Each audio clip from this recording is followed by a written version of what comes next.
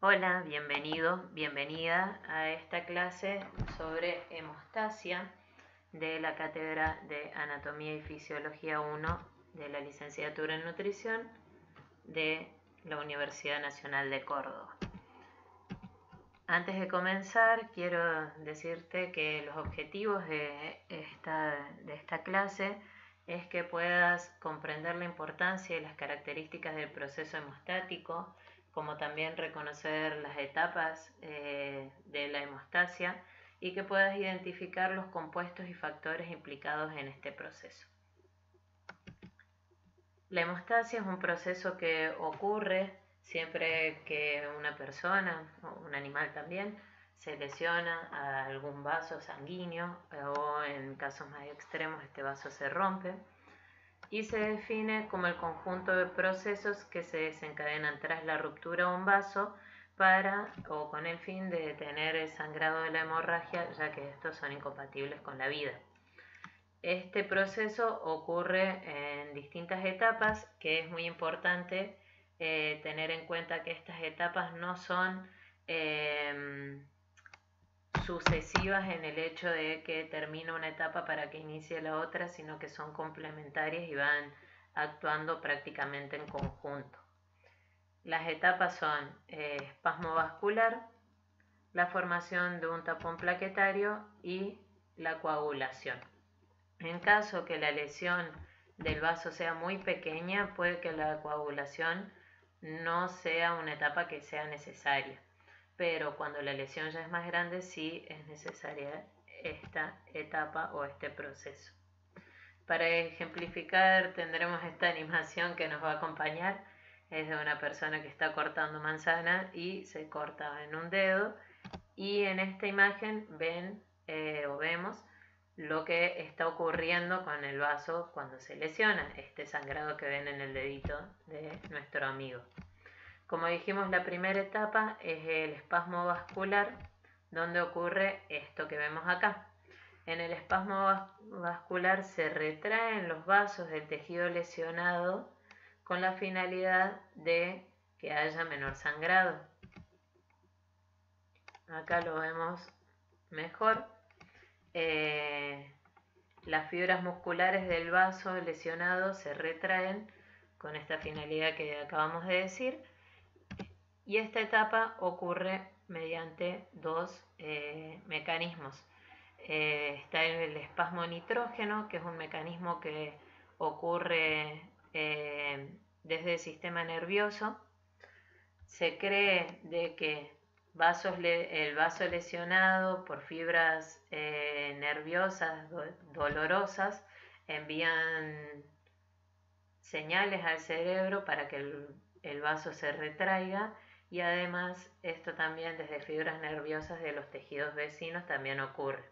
Y el espasmo miógeno local ocurre por potenciales de acción de el vaso lesionado y los tejidos vecinos también para favorecer la contracción de los músculos. Como les dije recién, esto retrasa la hemorragia, pero además favorece la marginación de las plaquetas hacia la zona donde está lesionada y es lo que le permite como actuar de manera más rápida. Volvemos al ejemplo, ya dijimos el vaso lesionado, luego se produce el espasmo vascular y ahora tenemos la formación del tapón plaquetario.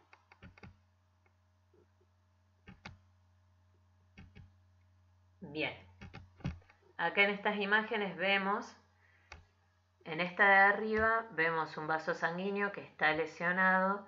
Acá todo esto que ven rojito son glóbulos rojos y esto que ven blanquito acá es un esquema de las plaquetas, que también andan migrando de forma natural por los vasos sanguíneos, y cuando hay un vaso que está lesionado comienza como toda esta etapa de la formación del tapón plaquetario. Es muy interesante, como vemos las imágenes de acá abajo, las plaquetas, si bien tienen formas irregulares, tienen más o menos esta forma, y cuando entran en contacto con un vaso lesionado, sobre todo con fibras colágenas que han quedado expuestas, empiezan a cambiar como su forma o su estructura. Como primera etapa se hinchan y empiezan a largar como unas prolongaciones, como si fueran bracitos, y quedan con una forma parecida a estas plantitas que podemos encontrar en el campo, que son los abrojos, y además se vuelven adherentes, igual que los abrojos, entonces le permiten adherirse a estas fibras colágenas que están expuestas y adherirse al tejido lesionado, al vaso lesionado, y además poder adherirse entre ellas, ¿sí? Acá vemos un tapón plaquetario, acá vemos otro esquema sobre un tapón plaquetario. Esta sería la ruptura y es lo que evita que continúe el sangrado. Bien, en esta imagen, en esta ilustración lo vemos más claro. Estas son las plaquetas, estos son glóbulos rojos y este es el vaso lesionado, y acá que vemos esto rotito vendrían a ser donde quedan expuestos las fibras colágenas. Entonces, cuando empiezan a llegar, cambian su configuración, empiezan a adherirse entre ellas y también empiezan a liberar ADP, serotonina y tromboxano 2. Esto que vemos como unos puntitos que quedan sueltos. El tromboxano y el ADP, que lo liberan las plaquetas, favorecen la marginación de otras plaquetas. Es como un llamado que van haciendo para que se acerquen. Las activan también cambiando la configuración y permite que se vayan pegando entre ellas también. Entonces acá se forma el tapón plaquetario. Algo muy importante del tapón plaquetario es que tapona la lesión sin ocluir el vaso, y que es un tapón que es bastante laxo, ¿sí? En lesiones muy pequeñas, con este tapón ya es suficiente, pero si la lesión es más grande necesita un tapón que sea mucho más firme, y ahí comienza la coagulación. Volvemos al mismo ejemplo. Teníamos el vaso lesionado, espasmo vascular, el tapón plaquetario y ahora la formación de la red o del coágulo. Bien, en esta etapa, cuando teníamos el vaso lesionado, que primero se forma el espasmo, el tapón plaquetario, la idea o la finalidad es que se forme esto, como lo dice la palabra, un coágulo. En el coágulo quedan atrapados no solo las plaquetas, sino también plasma y glóbulos rojos. Y todo esto que ven acá como un hilito que está como tejiendo todo, son hilos de fibrina, que es lo que le va a permitir la firmeza al coágulo. ¿Cómo se forman estos hilos de fibrina? Se forman en varias etapas, en 3 etapas más específicamente. En la primera etapa, un factor que se llama activador de protrombina o protrombinasa, que es una enzima proteolítica, va a actuar sobre otra enzima proteolítica que se encuentra de forma inactiva en la sangre, que se llama protrombina, y la va a transformar en trombina, ¿sí? Esta trombina, que también de forma activa es una enzima, va a actuar sobre otro compuesto que también está libre en la sangre y de forma inactiva, que se llama fibrinógeno, va a romperlo y va a activarlo formando un monómero de fibrina. Estos monómeros de fibrina van a ser como las cuentas de una cadenita que se van a ir uniendo entre sí y van a ir formando este coágulo. La formación del coágulo ocurre en minutos, 1 o 2 minutos después de formada la lesión, y a partir de los 30 minutos de formado este coágulo, que fue después de la lesión, este empieza a retraerse, permitiendo que los extremos rotos del vaso vayan juntándose cada vez más. Cuando este vaso se retrae y empieza como a estrujar todo lo que queda acá adentro, se empieza a liberar plasma, entonces queda algo sumamente compacto y las puntas de los extremos del vaso lesionado más juntos, y va a permitir que pueda sanarse o pueda completarse todo el proceso para que el vaso vuelva a tener como su función y su estructura normal. Tanto la protrombina como el fibrinógeno son compuestos que normalmente se producen en el hígado y que van a andar libres por la sangre. Entonces algunas enfermedades hepáticas como la hepatitis u otras enfermedades congénitas que afecten la producción de protrombina o de fibrinógeno pueden afectar la coagulación. Bien, entonces ya vimos cómo fue el proceso desencadenado, pero vamos a ver un poquito cómo es la activación del factor activador de protrombina o de protrombinasa, que es el que desencadena toda esta etapa. Bien, el activador de protrombina se activa, y valga la redundancia, mediante dos vías que van ocurriendo en conjunto, siempre ocurren las dos, ¿sí? Una vía extrínseca y una vía intrínseca. La vía extrínseca, que es esto que vemos acá de este lado, es toda la vía que se desencadena desde el vaso lesionado, ¿sí? Desde el tejido que se rompe o que se lesiona. Entonces, el vaso que está en trauma o que está lesionado, el tejido lesionado sería, empieza a liberar una serie de sustancias que se llaman tromboplastina tisular. Estos fosfolípidos van a ir activando otros factores. Todos estos factores tienen números romanos para identificarse. Y estos fosfolípidos, junto con el factor 7 y en presencia de calcio, activa el factor 10. Este factor 10, junto con el factor 5, otros fosfolípidos tisulares o fosfolípidos del tejido, y en presencia de calcio, activa el factor 13, que es el activador de la protrombina. Por otro lado está la vía intrínseca, que es un poquito más larga y que se produce desde la sangre, que es lo que está dentro del vaso, ¿sí? La vía extrínseca es desde el tejido, la vía intrínseca es desde la sangre. Entonces, la primera etapa, desde la sangre se activa el factor 12 y el factor 12, en presencia de calcio, activa el factor 11, que es el que va a activar el factor 9, y el factor 9 es el que va a activar el factor 10, siempre en presencia de calcio.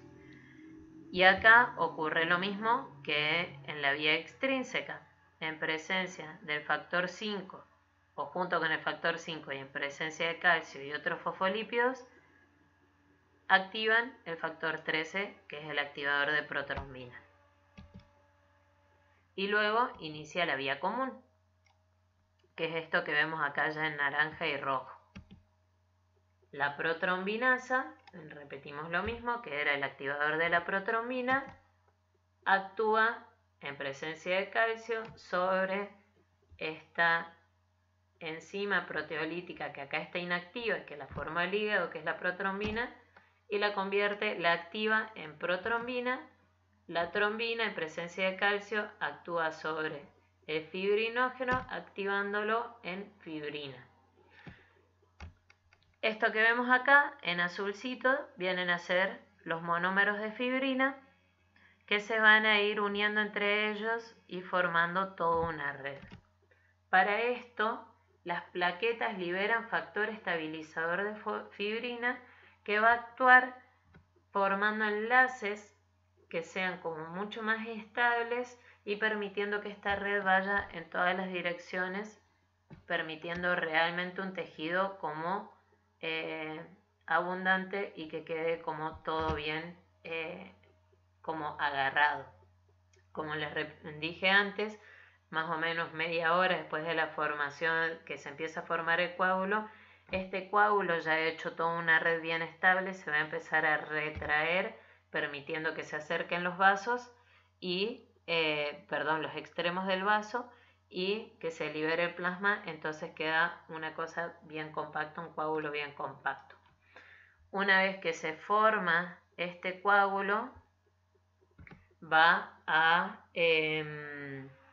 puede seguir dos procesos.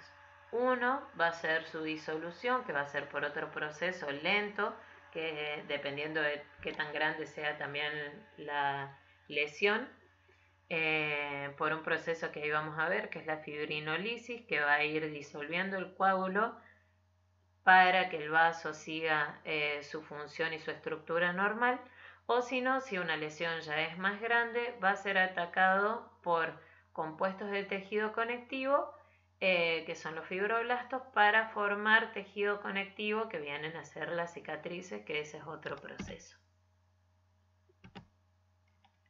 Pero aquí vamos a ver la lisis del coágulo, como lo dice la palabra. Lisis siempre es ruptura, entonces la digestión o ruptura de este coágulo. La disolución o lisis del coágulo, el proceso de fibrinolisis, puede actuar de 1 a 6 a 12 días, dependiendo de del tamaño de la lesión, y se produce por una enzima que se llama plasmina. El plasminógeno, que es la forma inactiva, también se encuentra libre por la sangre, pero cuando entra en contacto con el coágulo empieza a formarse la forma activa, que es la plasmina, que es la que va a ir digiriendo este coágulo. ¿Qué activa la plasmina? Diferentes compuestos, como por ejemplo la trombina, las enzimas lisosómicas que se encuentran en el tejido lesionado y algunos factores del endotelio y algunos factores de la sangre como el factor 12. Entonces, ¿qué es muy interesante de esto? Es que a medida que se va formando el coágulo, ya distintas sustancias que son las encargadas de formar o de activar los procesos de la coagulación de la sangre también van a ser los encargados de activar la plasmina, que va a ser la encargada de digerir ese coágulo.